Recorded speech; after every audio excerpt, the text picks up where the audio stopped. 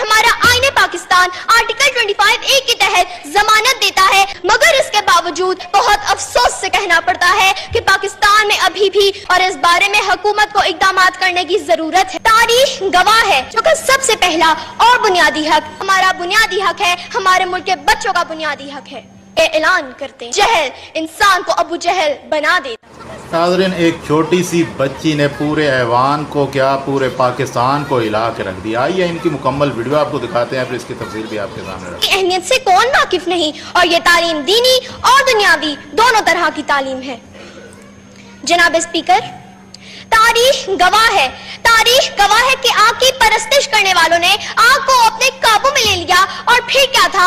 اوپر دیکھا آسمان نظر آیا، آسمان میں چاند نظر آیا، چاند میں انسان نظر آیا، پوچھا ماجرا کیا ہے؟ جواب ملا انسانی ترقی ہوئی ہے۔ نیچے دیکھا زمین نظر آئی، زمین میں سمندر نظر آیا، سمندر میں گہرائی نظر آئی، گہرائی میں انسان نظر آیا، پوچھا ماجرا کیا ہے؟ جواب ملا انسانی ترقی ہوئی ہے۔ اور یہی ترقی چیخ چیخ کر کہہ رہی ہے تعلیم سکھاتی ہے جینے کا سلیقہ، اور یہی تعلیم ہمارا بنیادی حق ہے، ہمارے ملک کے بچوں کا بنیادی حق ہے۔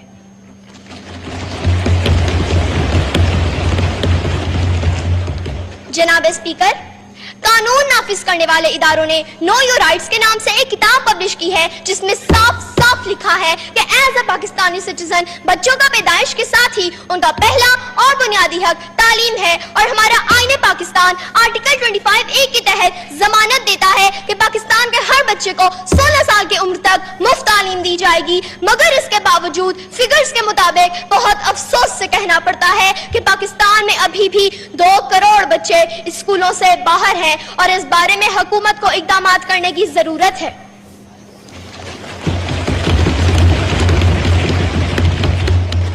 جناب اسپیکر، تاریخ ایسی مثالوں سے بھری پڑی ہے کہ تعلیم کی بدولت ہی بہت سے لوگوں نے نہ صرف اپنا نام روشن کیا بلکہ انہوں نے اپنے ملک و ملت کا بھی نام روشن کیا۔ جناب اسپیکر، تعلیم کے میدان کے سپاہی جب جابر بن حیان اور غازی البرونی بنتے ہیں تو پھر اپنی زندگیاں بنا کر جینے کا سلیقہ سکھاتے ہیں۔ تعلیم کے میدان کے سپاہی جب آئزیک نیوٹن گراہم بیل بنتے ہیں تو دوسروں کے کام آ کر جینے کا سلیقہ سکھاتے ہیں۔ تعلیم کے میدان کے سپاہی جب رہنما بنتے ہیں تو سر سید احمد خان محمد علی جناح بن کر قوم کو جینے کا سلیقہ سکھاتے ہیں۔ تعلیم کے میدان کے سپاہی جب موسیقار، قلمکار اور فنکار بنتے ہیں تو پھر سلطان القسیمی سے لے کر انور مقصود کی صورت میں امن کا پیغام دے کر جینے کا نیا ڈھنگ سکھاتے ہیں اور یہ اعلان کرتے ہیں۔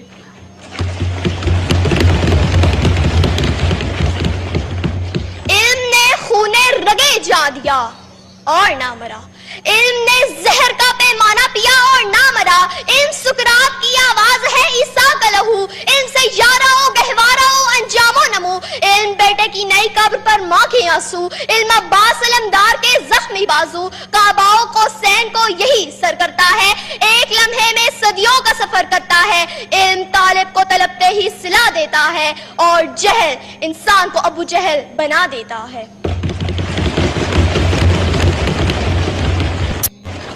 جناب اسپیکر، قائد کے پاکستان کا مقصد صرف ایک خطہ ارض کا نہیں بلکہ اس خطے میں بسنے والے تمام افراد کے لیے ایک آزاد مملکت کا حصول تھا، چاہے ان کا تعلق کسی بھی صوبے، نسل، مذہب یا سن سے ہو۔ قائد کے پاکستان کا مقصد اس خطہ ارض کے لوگوں کو اسلام کے اصولوں کے مطابق آزادی کے ساتھ اپنی زندگی گزارنے کا موقع فراہم کرنا تھا، جہاں مسلمان اپنی تہذیب و تمدن کو زندہ رکھ سکیں اور جہاں اسلامی تشخص کا تحفظ کیا جا سکے۔ اور قائد کے پاکستان کا مقصد تبھی پورا ہو سکے گا جب پاکستان کا ہر بچہ پڑھ لکھ کر اپنے پاؤں پر کھڑا ہو جائے گا،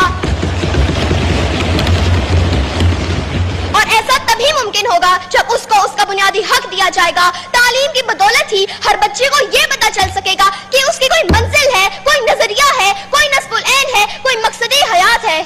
جناب اسپیکر، میں اپنی تقریر کا اختتام اس دعا کے ساتھ کرتی ہوں کہ اے میرے اللہ، ہمارے ملک کے بچوں کے دلوں میں بھی ایسا ہی نصب العین اور ایسا ہی مقصد حیات کا جذبہ ڈال دے کہ ہر بچہ ہماری ملت کے مقدر کا ستارہ بن جائے۔ اقبال نے کیا خوب کہا ہے،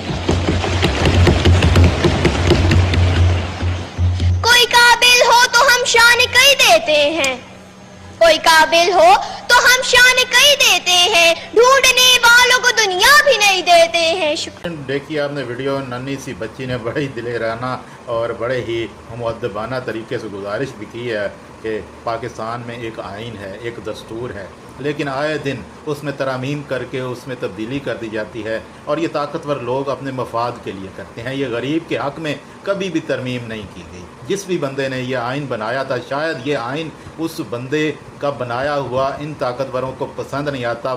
وقت پڑنے پر, جب بھی وقت آتا ہے ان پر, تھوڑا سا سخت وقت آ جاتا ہے کہ آئین ان کے رستے کی جو ہے وہ ایک رکاوٹ بنتا ہے, ان کے مقصد میں رکاوٹ بنتا ہے, تو پھر اس میں ترمیم کرتے ہیں. اور ترمیم صرف اپنے مفاد کے لیے کرتے ہیں, نہ ملکی مفاد کے لیے کرتے ہیں, نہ قومی مفاد کے لیے کرتے ہیں, نہ اس غریب عوام کے مفاد کے لیے کرتے ہیں جس کے ٹیکس پر یہ سب پل رہے ہیں.